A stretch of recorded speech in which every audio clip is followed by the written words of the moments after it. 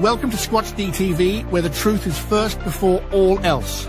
Join your hosts, veteran investigator, TV personality, and author Steve Kulls, and from the Kentucky Bigfoot Research Project and the Kentucky Fried Fixes channel, Chris Bennett. Sit back and prepare to take yourself on a journey with the longest-running Bigfoot podcast, Squatch-D. Here are your hosts, Steve and Chris.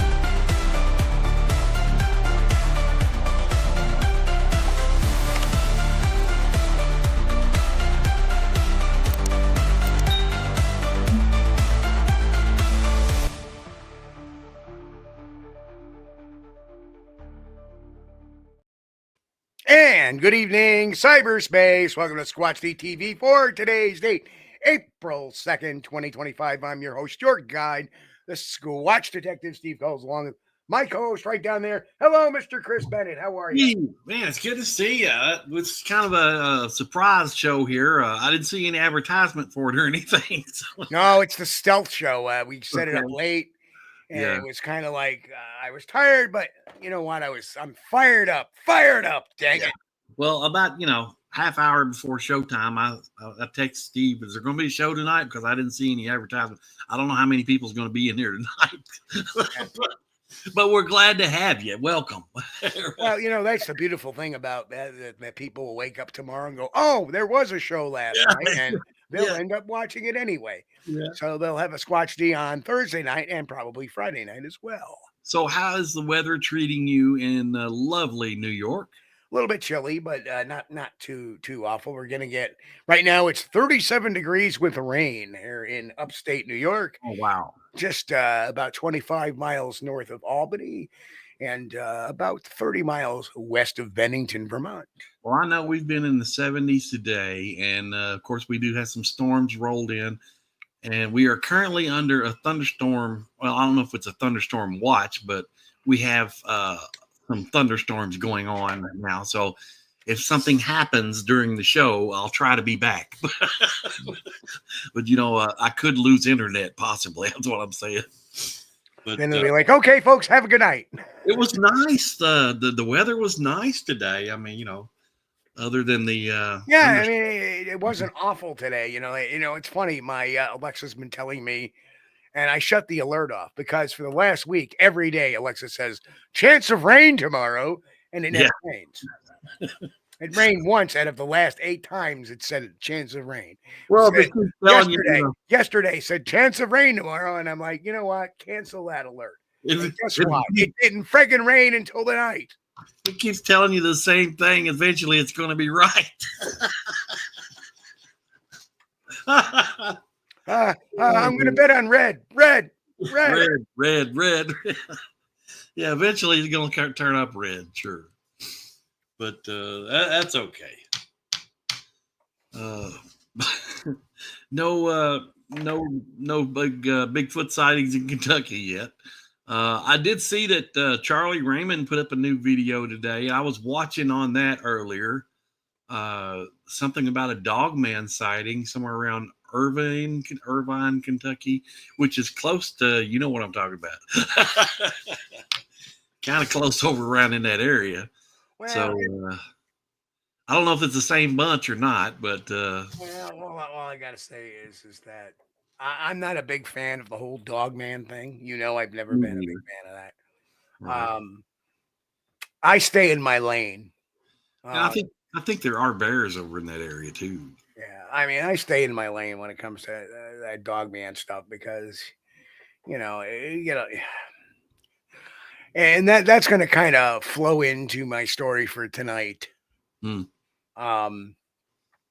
But before we do that, let's do our roll call real quick. Yeah, hey. We got a few people in here anyway. We got Jay Carey first in. Hello, Jay. Good to see you. Welcome. I guess he's not wearing his pants tonight because he had his furnace installed today. Okay. Well, good for you. I hope you catch a good breeze. Anyway, the Susie Monster. Hello, Susie Monster. Gary Johnson Sr. Hello. Andrew Piper. What's going on? The Mighty Mick is in the house. Who else there? Angel Nolan. Hello, Angel. Good to see you. Welcome. And we got Jen, who is right now leaving work and on the way home. Okay, Jen, be careful on the way. That's right. Tim Vogel. Hello, Tim. Good to see Tim. you. Welcome. And that's it for the talkers right now. Of course, this is kind of the stealth show. We did this last minute. Well, we're pleased to have y'all. Thank y'all for hanging out with us on this Wednesday night. Yeah. So today was a big day. Today was a big day. You were going to go meet somebody. No, yesterday night. I'm sorry, yesterday. Yeah. Last night. And a lot of people didn't know this. We didn't really talk about this too much on Sunday. But one of the things I had to tell Chris was that I was meeting a gentleman who apparently claimed that he has a lot of Bigfoot activity going on. And he was very unclear and a little bit stealthy about it. And I didn't want to push him too much. Right. And he's actually not anywhere near me. He's 2.5 hours away. But he wanted to talk to me, wanted to show me some things, as he put it. Right.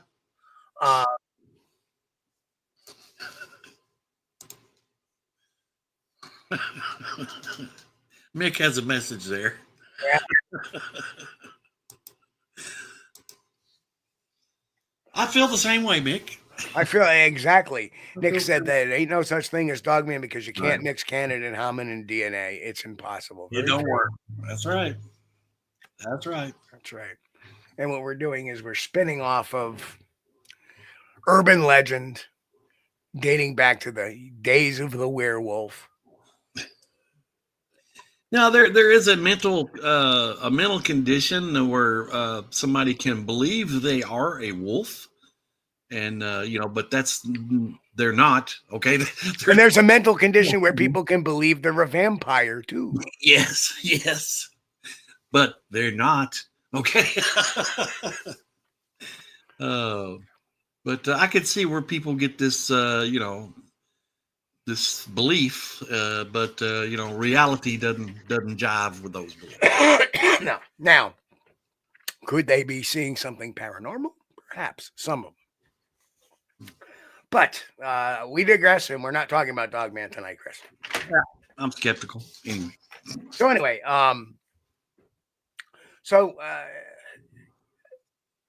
with Project Forest Stalker going off, I thought, hey, this could be very interesting if there's an actual property where some activity is going on. And as it turned out, it completely was not. It was a gentleman who had a number of pictures. Apparently, he's been taking pictures now for the last 4.5, 5 years. Oh. With a zoom lens into areas from a distance. Right. And then he's looking at the pictures and finding Bigfoot in the pictures. Oh, he's not seeing no. Wait. Is he seeing movement in the area and then zooming in on it and taking them? No. Just zooming random pictures. What do we always cuss at, and what does hashtag no red circles mean? Okay, I got you. Right. So, and I always have an issue with that. And I looked at his pictures, and the only thing he may have in one of those pictures is perhaps a deer that has been laid up into a tree. That's about it. He does have a very interesting footprint. Looks very interesting. Looks pretty good, actually. Right. So I'm not going to discount that by any means. And I told him as much. I said, the most impressive thing you have shown me tonight is that footprint. Right. Right. So he could possibly be in a legit area that has some activity. The only problem is that footprint was only about 7 inches long. Okay, well, that's still not out of the realm of possibility. And it was in snow, so that makes it even more interesting. Yeah. There does appear to be some kickback from the mid-tarsal breaker, the toes coming up. Right. Another good sign. Yeah. Look relatively fresh, another great sign. But unfortunately, his Bigfoot pictures, he thought was the coup de grace. And, I'll give you one good example. He's showing me, look at this eye shine here. And it's in daytime, mind you. Right? Oh, okay. Right? Right, yeah. And you're looking there, and he goes, look, you can even see the pupils of the eyes and the eye shine. And I said, time out. Whoa. I said, time out. And you could see these lights, and in the middle of these lights was these two little dark spots. And I said, time out. I said, that tells me right there, it's not eye shine. Because when you get eye shine, it is the pupils that are reflecting, not the whole eye. Yeah. It's only the pupils, the pupils. Now, certain animals like deer, and they have large pupils. They have very little sclera in their eyes that you can that are visible, right? Right. So when you get deer eye shine, that's why it looks like their entire eye is glowing out. Right. But if you ever look at a cat, the only part of the eyes that are shining is the pupils. Because you can see a cat's sclera because their pupils are vertical, not horizontal. Right? Well, I don't know. I kind of think that it would be the whole lens of the eye. Correct. And that's in the pupil, not the sclera, the whites of the eyes. The whites of the eyes do not have the tapetum lucidum in them, which reflecting as the eye shine is the tapetum lucidum, which is a mechanism behind the pupil. Right? So the eye shine is being reflected out of the pupils, not the sclera. So when you see two dark spots in the middle of these two lights, that is very indicative. What you're looking at is a reflective source, not an eye shine from a tapetum lucidum. Right. So I pointed that out to him, and he seemed to go, "Oh, okay, I understand that." So he was accepting some of the things I was saying, but towards the end, he started pushing back a little bit, including making a comment. I'm not going to name him. He's a good guy, decent guy, very nice gentleman. And I was very nice to him. And he even said that, somebody said to talk to you, that I'm actually a very nice guy in person. Right.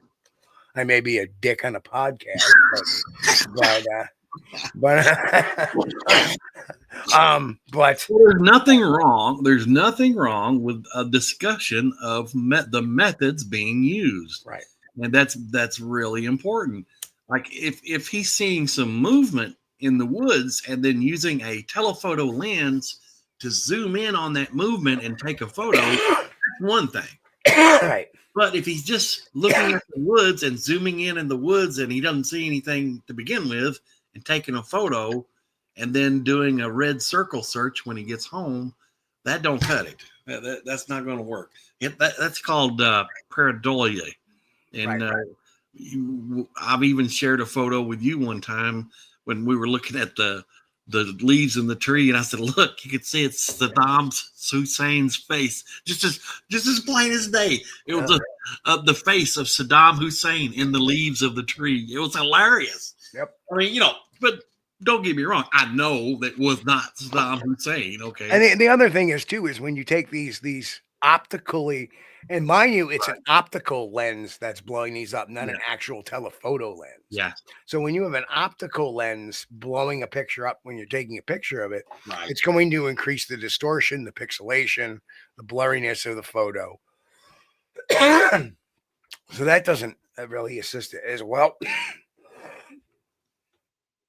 Well, were these digital photos, Steve, or were they? They were digital. Okay. Yep. So,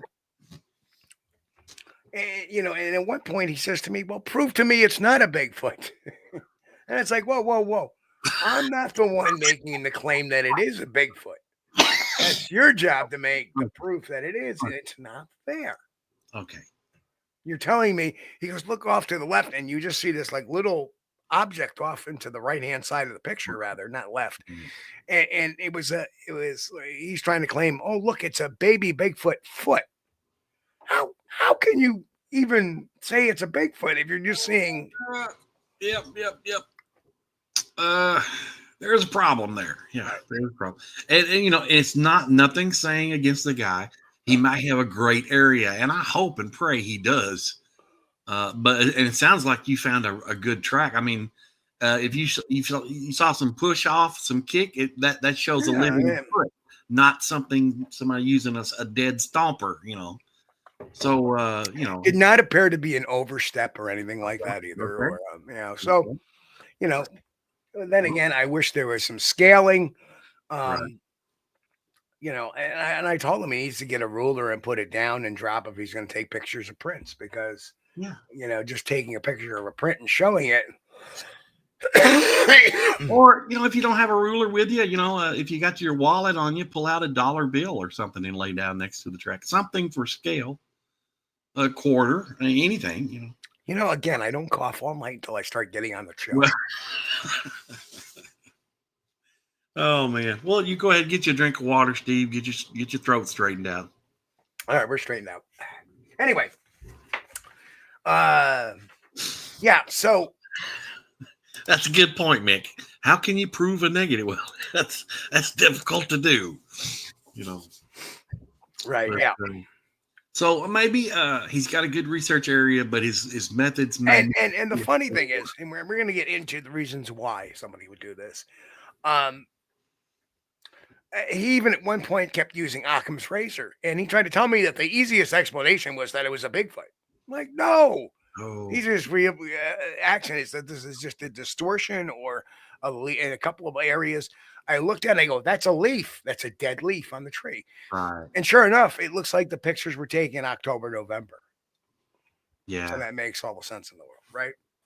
Yeah. Well, you need to be using Occam's razor to disprove it. And when I pointed that out to him, right, and I said, I bet you this picture was taken in the autumn. And he got really quiet for a second there. Yeah, because he realized that. So, there was some eye-opening for the gentleman, and I hope he kind of sees through it. I don't know if he watches the podcast or not, but. Well, I hope he does, and I hope he goes right back out in the area and, looks at things a little differently. Yeah, I did encourage him, keep doing what he's doing. Exactly. It sounds like a good area. But, you got to, and I remember Dr. Bruce Maccabee, and we had talked about the Vermont trail cam photo. We talked about the Pridgeon, aka the New York baby video. We talked about those things because here's the cases where you have some, in the Pridgeon video, we have this kind of blobbish object swinging in a tree, whatever. We're not saying it was Bigfoot. I even said there, it's still not proof that either one's a Bigfoot, but there, like example, the Vermont trail cam photo, that is,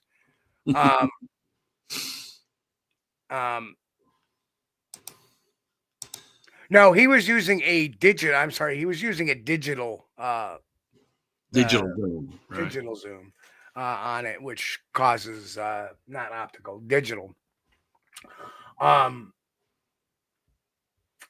But I was trying to explain to him that the Vermont trail cam photo, though we can't really identify what it is, right?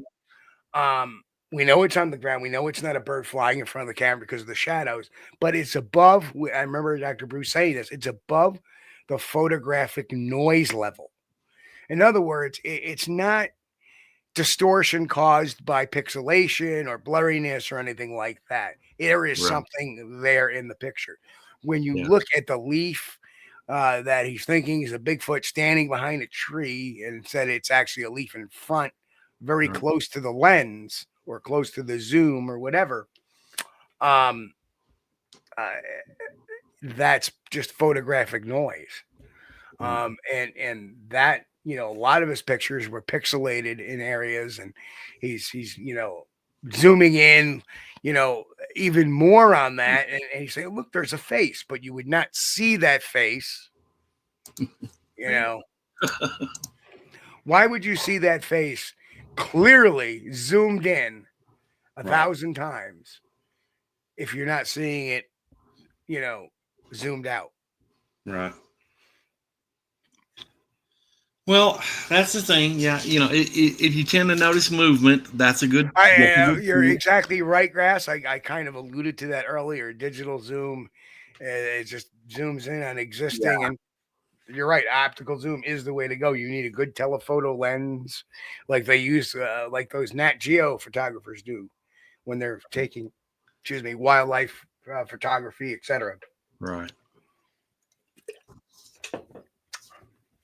Now, why does a person hold on to these things? Well, obviously, he was definitely in what we call the cognitive dissonance zone. He does have some conflicting beliefs. You could see that when I was talking to him, you could see the confusion on his face. Like you could see the mental battle going on in there. Like belief one is I captured Bigfoot in this photo, and belief two would be others say it's just leaves and shadows. I might be seeing patterns that aren't really there. And he's acknowledging that, but he's in this big conflict. There's a fair amount of mental discomfort. The clash between wanting to believe they caught something monumental and knowing deep down it might be nothing more than visual noise causes inner tension. And that's why they tend to be a little short-tempered or get a little anxiety-ridden. What they do is to reduce the dissonance. The rationalization is the shape is too symmetrical to be just leaves. There's an eye shine if you zoom in 600%. You can clearly see a shoulder and head if you outline it. I mean, these are just some of the things they do just to rationalize things. That looks like a foot. Well, I'll tell you what, I can speak from experience that after you have a sighting, you can get into this frame of mind where you're so excited that all of a sudden everything is Bigfoot. You know, like you hear a snap of a twig in the woods, you're like, oh, that's Bigfoot. You know, when in fact, what it is that the need for when a witness has a sighting like that, they have this. A lot of them have this terrible need for validation. Yes, and that is exactly it. I believe he probably had some sort of experience. Yeah, but he needs validation so badly, right? And want to be the one he want. Let me get to more of this. Refusal to accept pareidolia. Accepting that it's just pareidolia would mean admitting they were wrong and possibly questioning their credibility or passion. But instead, what they do is they double down with layering explanations to maintain the belief. Well, what else could be up there? It's just leaves. It's just, and they don't get that. Sometimes they have dismissal of criticism. You'll hear this, and not necessarily from this gentleman yesterday, but skeptics don't know what they're talking about. Appeals to subjectivity. You have to feel the presence to see it, or you have to be there to see it. And then they cherry pick evidence. They only reference feedback that agrees with their interpretation. So a lot of times online, you'll see people that say, "Oh, well, Todd Standing, there's a great example of his Bigfoot picture, cherry picking maybe some kind things said to him by Dr. John Bindernagel." Right. Why does it stick?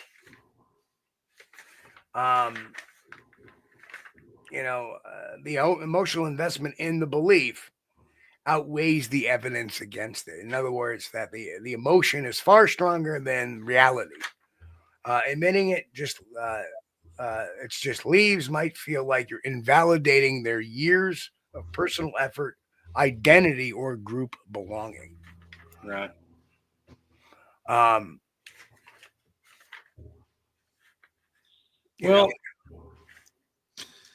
think there's a lot of excitement there. I think, and it may be he may be in that stage like I was at one point, to where everything's Bigfoot.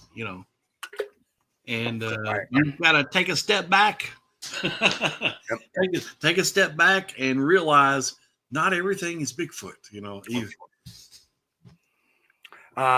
Some of the emotional investment. They spent time combing through their photos. They've endured, ridicule from skeptics and other people online. Sure, I say, sure. Right? Sure. They've told others about their evidence, right? Mm-hmm. Yeah. So now I got tons of pictures of Bigfoot at home. Okay. Their identity may be tied to being a knower. Uh-huh. Right? admitting the figure is just leaves isn't being wrong. It's losing face, losing purpose, and potentially losing community. Emotional investment makes them defensive because not because they're lying, but because the truth feels like personal failure. Right. So they'll deny stuff and they'll cherry pick and they'll seem like they're hoaxing, but it's not because they're intentionally hoaxing. It's because they're so tied into this truth of that it's Bigfoot. Triggers. When somebody says that's just a bush, it threatens that emotional investment. To ease the discomfort, they deflect, rationalize, or attack the doubter rather than reevaluate the belief. Yeah. In other words, you tell somebody that, and saw part of this last night where the guy was trying to, no, can't you see that? No, I can't see that. Yeah. What I see is a leaf in a tree. Right. And the reason, and you got to understand, the reason why most people don't see what you see is because you are emotionally invested. Yeah. You want to take a picture of an area and say, hey, do you see a Bigfoot in this? To somebody that has no emotional investment. Right. Right. That's why when we do investigations, such as the Pridgeon video, such as the Vermont trail cam photo, where we get a big piece of evidence, that's why we always send it to a third party as well. Yeah. We want a peer review. Well, there's something missing too. He's missing a follow-up. If you're in an area and you take a photo and you believe what you have in that photo is Bigfoot, what do you got to do? Well, you got to go back the next day, take another photo of the exact same area, and see if Bigfoot is still there. Well, he did show me several times. I asked him about that. He said, "Still, I can't find the area." And then when I kept asking him about it time after time, did you ever? One time he said, "Well, yeah, I did, and it wasn't there," but he never produced that picture. Yeah, well, that's a problem. Yeah, that's a problem. But to me, I mean, if you're in an area where you've seen one of these creatures, that's memorable. As a matter of fact, I could probably lead you to mine blindfolded. And I don't know if he said that out of desperation, because I kept asking, because there was no follow-up to any of what he was doing. Right. The guy has been at it for 5 years, and he does not take a scale to a footprint. He does not do follow-up photos to areas he's been to. Yeah. Well, I'll tell you what. He could mark, when he gets one of these photos, mark the area where he's at using his cell phone with a GPS. Or if he's got one of those little, I don't even know if they're still making them, right? You remember those little GPS handheld things you could take with you, and it would tell you where you were at and help you find your way back to the car and stuff. Yeah. Well, if you could get one, if they still have those, he could mark his GPS location and then go back the next day for a follow-up photo or a follow-up investigation. That would be great. Now, I did not get into any personal type of questions. I tried to ask him about his own personal accounts, and he really didn't open up about them. Yeah, these guys know where I'm going. Yeah, the little handheld garments. Yeah. The other thing too is I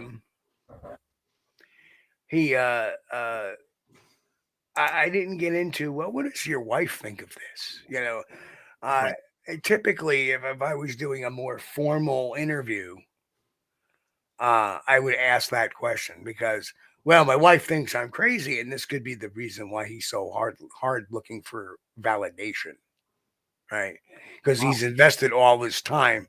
Right. And his wife is probably like, yeah. Now, I'm not saying this is the case here, but I'm just saying this could potentially be a case. Possibility. Right. And that makes that fight even more personal to have something validated. See, the office door is open. The office assistant comes charging in here. I heard a noise. Yeah. That's in his chair. Now we got down. And now that I'm talking about him, he's standing at the door looking at me. So probably waiting for a treat. Well, he's not. Yeah. But I think if he's had a sighting, I think he just needs to work on his investigative techniques. Do the follow-up visits. If he gets a photo that he's pretty sure it's Bigfoot, go back the next day to the exact area, get another photo, go look around the area where the Bigfoot was supposedly standing or lying, whatever it was doing. And the follow-up is very important. If you just take a photo of the woods and you go home and say, look, I see maybe 5 Bigfoot creatures in there, and you never go back, that's not being a good investigator. Yeah, you gotta get back in there and do the follow-up. But I think he's doing a good job, but he just needs to work on his investigative technique just a little bit. See, we have to remember that some of the reasons why we get so much pushback from these people is because what does that photo really represent? That photo represents discovery. That photo represents vindication. Yeah. It represents being taken seriously. It represents not only vindication, but validation. Mm-hmm. If it's just foliage, that whole house of cards crumbles to the floor. Yeah. Quicker than you can say Changa. Yeah. Like Ike said, I just sent y'all an email with an interesting picture. So I like Ike. Would you like us to take a look at that picture and throw it on the air for Friday? So let me throw that picture out there. Poncho Zorch is in the house. Poncho!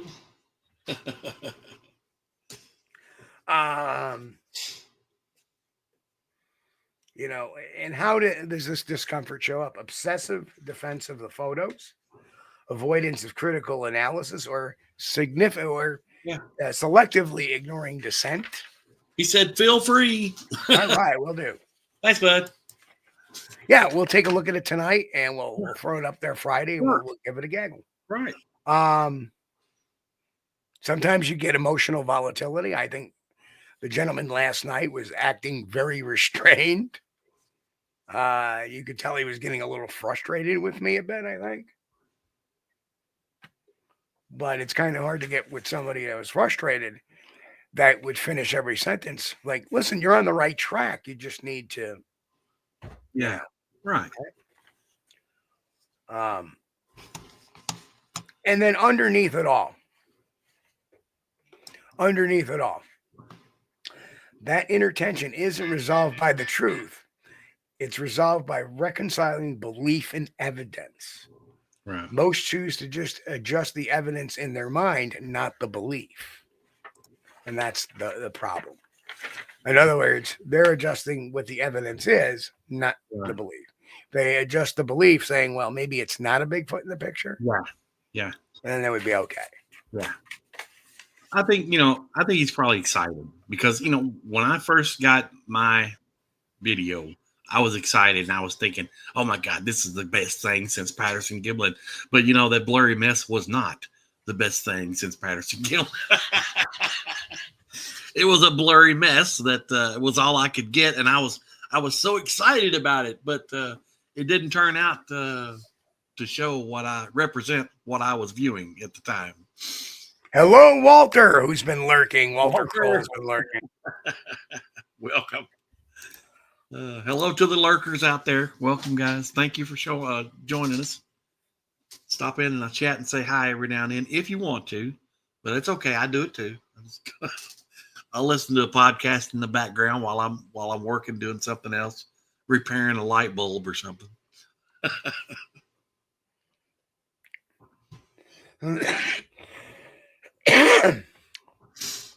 So, as you see, the chart breaks it down very well. Maintaining belief is an emotional investment in identity are prioritized over evidence.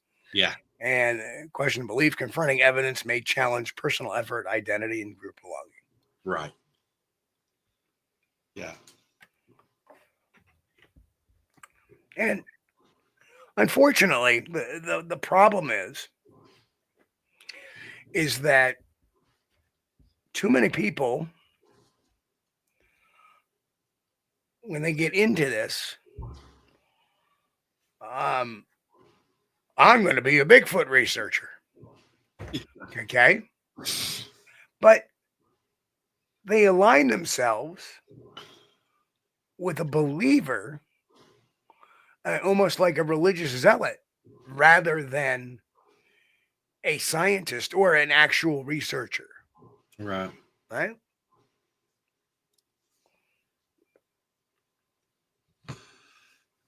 Yeah. Yeah, Jen says this part of Bigfoot, you can get shot down, been there. Just take it as it is. Take it as a failure is always an option. That's right. Success is another option too. But sometimes we get evidence that we think is evidence, but we may be fooling ourselves. Right. And it all depends how you frame your evidence. Right. Right. Yeah, and the, like the evidence I have, I never said 100% it's a Bigfoot, but it certainly lends credibility towards that it is. right. Not saying it is. Yeah.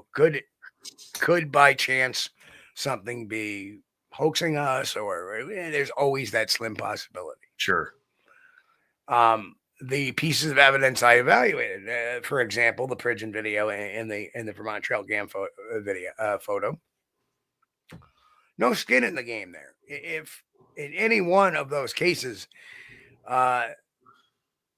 somebody had said, Steve, that could be something flying in front of the camera, saying the Vermont Trail Cam photo, I would have had to have yielded to that. Right. The MABRC did look at the pigeon video, and they try to claim that it's not a Bigfoot, but some other type of real living primate, which they kind of ignored all the precedents that how it was not likely a primate, like example, New York laws and the facts they weren't allowing animals on the property. Right. And they completely ignored and kind of ignored that. And to me, that was being selective in what they wanted to choose as evidence and testimony versus what is not. Yeah. Now, the fact that they did not allow animals in the park was not only confirmed by one person, but was confirmed by several who I interviewed. Right. So therefore, it should not have been ignored.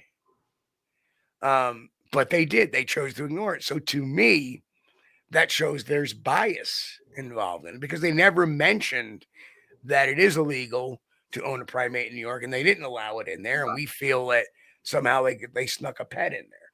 That's not what it said. It said it just kind of worked around that problem like it never was there. To me, that's a bias.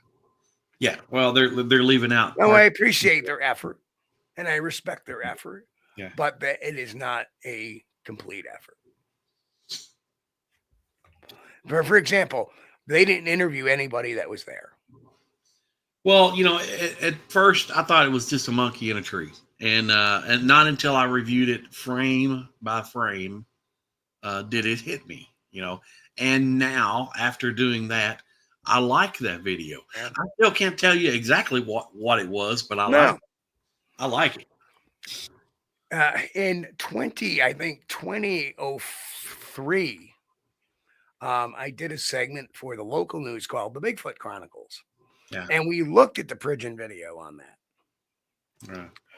And what did I say there? At least we're looking at something we know is not human. Right. Yeah. And we know shouldn't be there. Right. Yeah. And that is huge. With something without a tail.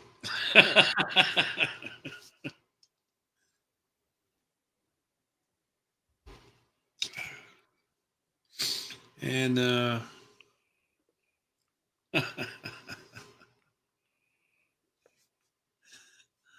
but unless you're there and you physically take the photograph or the video of the creature you are looking at that moment in time, the best you can do is look at the evidence and say, well, I like this. I think it's likely. Or you can look at it and say, well, now this is leaves. Okay. At the end of the day, mm-hmm. as a Bigfoot researcher, you should conduct your investigations so that when somebody asks a question, you should have the answer. Yeah. Right. I don't like leaving loose ends. Right? I don't like, and to me, when you have that photo of the Vermont trail cam photo, you have that that prison video. Right. To me, they're two loose ends because we really don't know what it is. Mm-hmm. Yeah. I suspect what it is, but I can't say with 100% certainty. Yeah. But there are people that are just dismissal. Oh, it's an antenna. When there's no wind, and the antenna would have to go all the way over here, and then up here, and then over here. You have to go back and forth like this a couple of times, and come back down like this. No, I am certain it is not. I don't know where these internet curmudgeons come up with their harebrained schemes sometimes. But yeah, I'm certain it's not a flag. It's not an antenna. I'm certain of that. The frame, if you view it frame by frame, you'll see. Thank you, Walter. I hope you are enjoying the book, sir.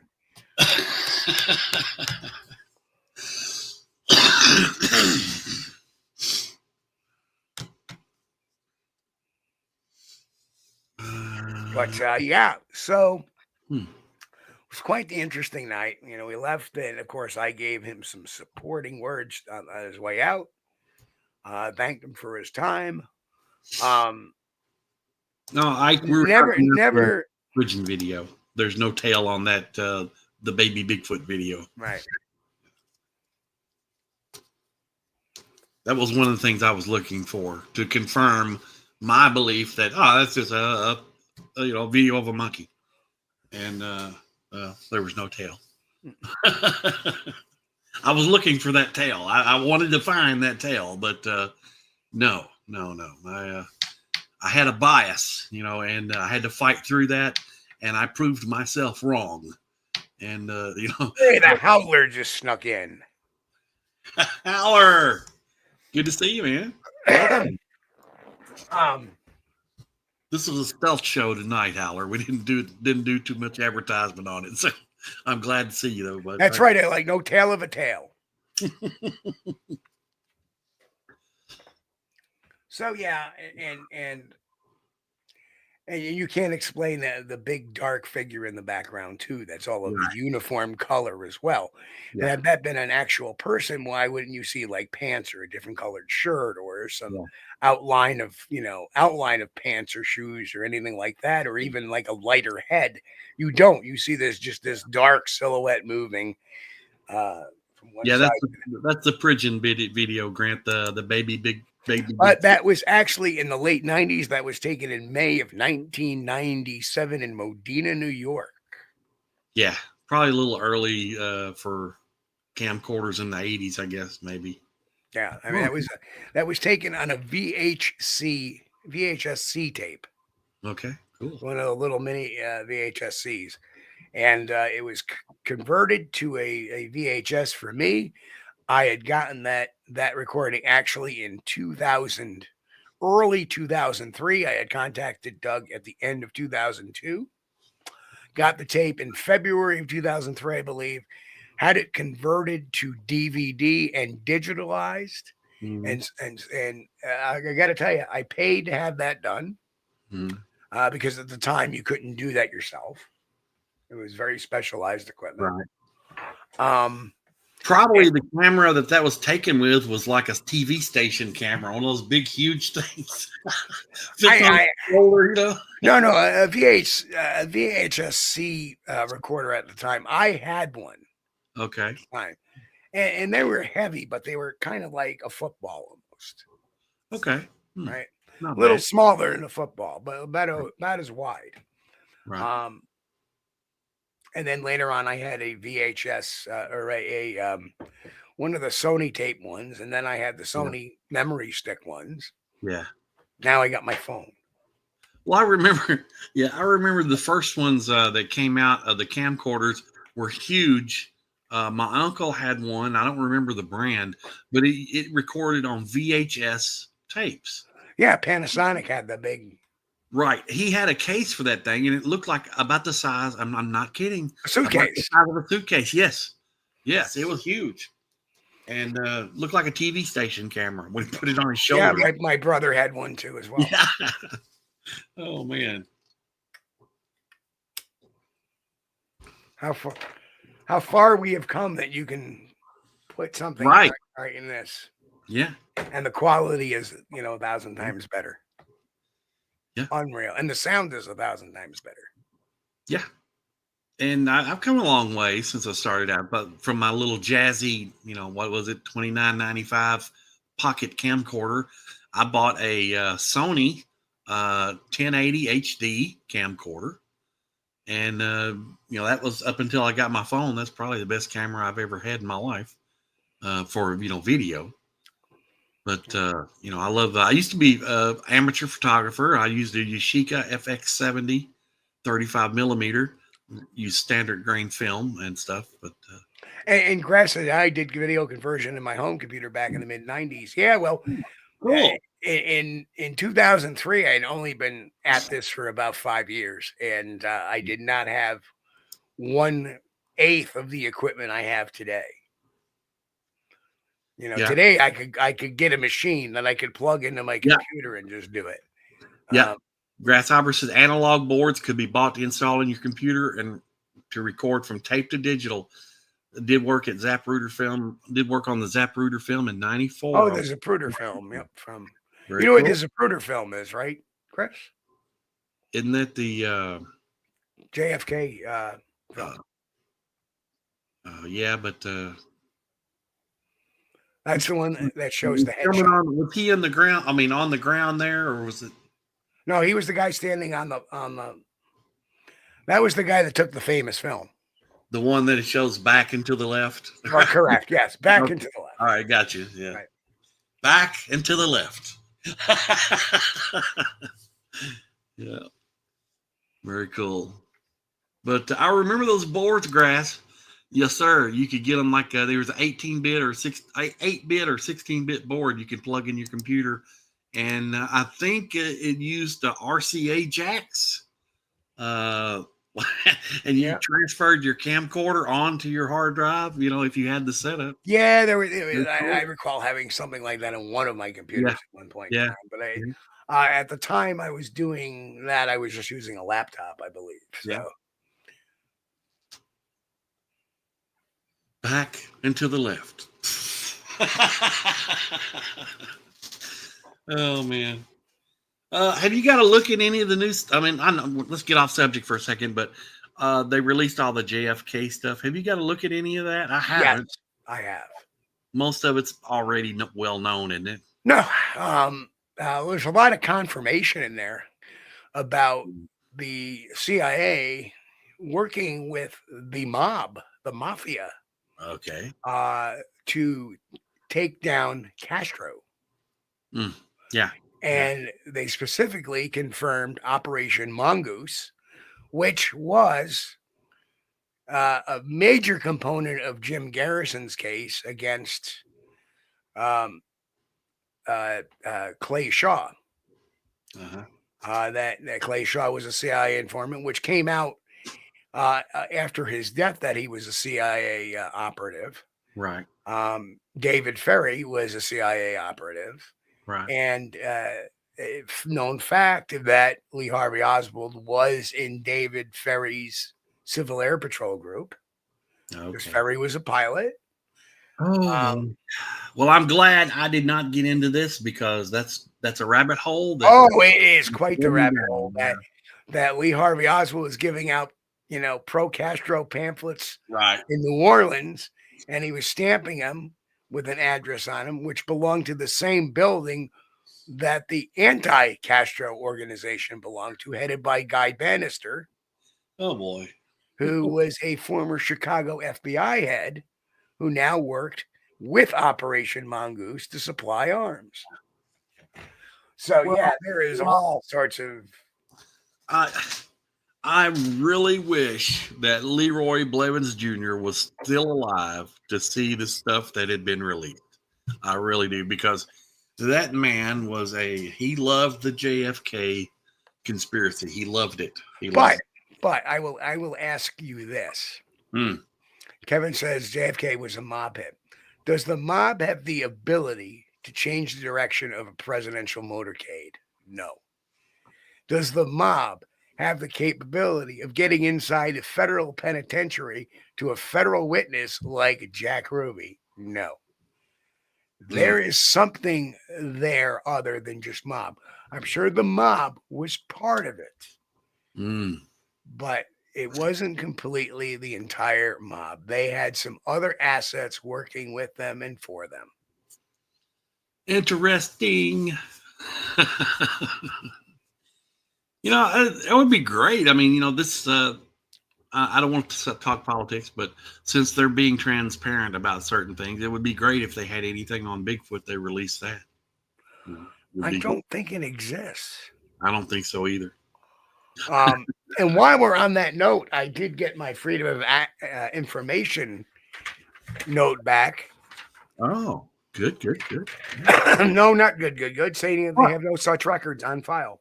Oh, no. Oh, man. So according to them, according to New York State NCON, they have never not gotten a report of Bigfoot to them from 2017 through current date today. Well, I just don't believe that's true, Steve. I believe somebody is just lying to you on paper. Or they just didn't take it seriously and never did an official report. Possible. Which is more than likely, because what's a ranger going to do? Oh, now I got to type a report up that somebody saw Bigfoot. I'm going to get laughed out of the friggin' service. It's kind of like the pilots, the airline pilots reporting UFOs. Right? Yeah. You don't really want to report it because nobody believes it and they'll think you're crazy. Well, it could have been one of those deals like over at Mammoth Cave when you contact somebody and they'll say, yeah, well, see the official press release. That's all we got to say. Just see the press release. All right. Yeah. Okay. So nothing, right? Okay. Nothing. That's all right. There's always unofficial channels, though. You can always talk to somebody that's not absolutely. I think that they just don't report on this stuff, to tell you the truth. I don't think it's a conspiracy. I think they just don't report on it. No, somebody will just laugh me out of it. Right? Oh, Bigfoot. Well, that our friend's dad that had that sighting over at the Mammoth Cave when he was working over there, he said he didn't report it to his supervisor. Right. So, that's highly possible. So they may be having sightings at other parks or places and just not saying anything about it. Yeah. Oh, you saw a bear. Right. Play it down because you don't want the crazies running around with guns looking for Bigfoot. Right. Yeah. Oh, man.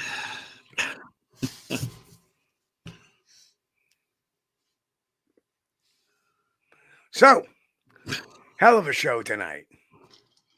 Well, I enjoyed it. And, of course, it's always good to get out and talk to somebody new, especially see what he's got going on. And to me, I think maybe he has something going on in that area, but he may just be a little overly excited, and maybe need to work on his. I cannot dispute the photograph of the footprint, which left me kind of scratching my head a bit. Yeah. And I'm, and the funny thing is that I said, look, it has a Morton's toe. He didn't know what a Morton's toe was, and that the middle toe is actually longer than the first toe, the big toe. We have a big toe, but if we look at a lot of Sasquatch prints, their toes seem to be uniform almost, including their first toe. But yeah, it had that kind of really weird, typical Bigfoot type of striation as far as the toe splay was. Yeah. Yep. So I was like, wow, that is a pretty damn good picture of a foot. Not something that's been inside of a shoe. Right. And the back half of the print, there was no sign of any depression of toes that would indicate, or even lines that would indicate to me that it was an overstep. In fact, yeah, you couldn't even really see the mid-tarsal break in the print itself, but it had no arch. Right. It had no ball of the foot. It had no arch. And I was like, wow. Yeah. Okay. And it's got some kickback from the toes where the debris from the toes ended up just behind the toe line. Yeah. Yeah. So indicative of a living foot, not a indicative of motion. Yes. Yes. Yes. Not something a piece of plywood. Right. So that's great, man. Yeah, and the actual the front half of the print looked a little deeper than the back half of the print, which would have made sense because that's where it steps off of. So yeah, I was impressed. The heel width was larger than we would think a human heel width would be. Right. So because our heel narrows very much at the lower end where a Bigfoot does not. Right. There's so many little like people. Which drives me crazy. Oh, Bigfoot are just humans. No. Their footprint's completely different. Kevin, welcome. And if their footprint is different, then their foot structure is different, then their DNA is different. Yeah.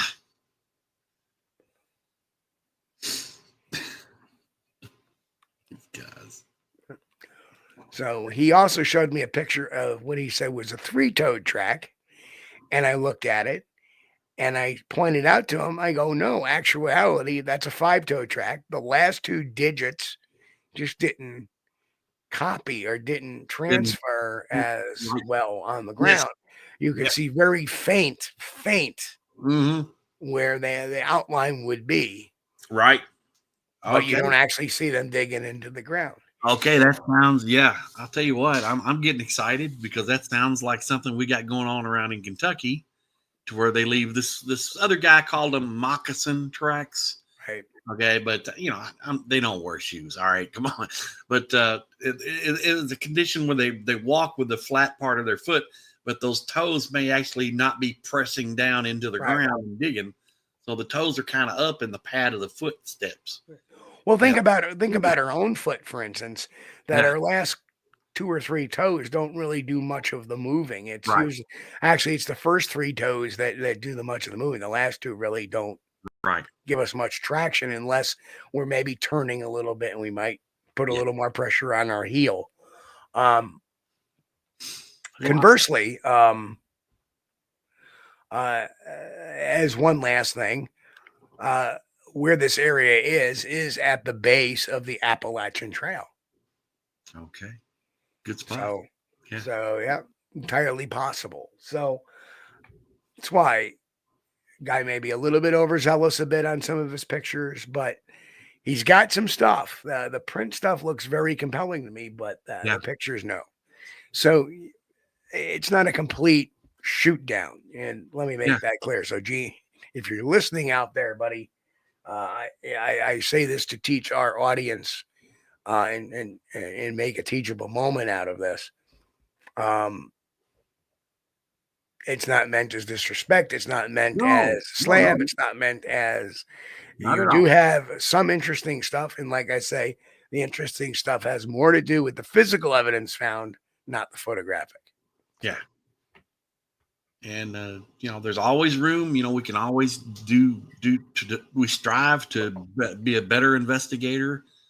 Concentrate on doing those follow-ups, marking the area where you've taken the photo so you can go back later. Little things like that, man, will make you a better researcher. It sounds like you got a great area. Great area. Well, Chris, it's 10 o'clock. It's time to get out of here. All right, man. Well, thank you guys for hanging out with us tonight. We sure appreciate it. You're the best audience we could ever hope to have. And, I know I say that all the time. But it's true. We wouldn't be anything without you. So thank you. If you hadn't already, hit the subscribe button on the website. Give us a thumbs up. If you hadn't done it on the way here, just do it on the way out. And we appreciate you guys. We'll see y'all Friday night or Sunday night, depending. But thank you. Thank you for hanging out with us. We appreciate you. And folks, of course, on behalf of everybody here, we want to wish everybody a happy and safe rest of the week.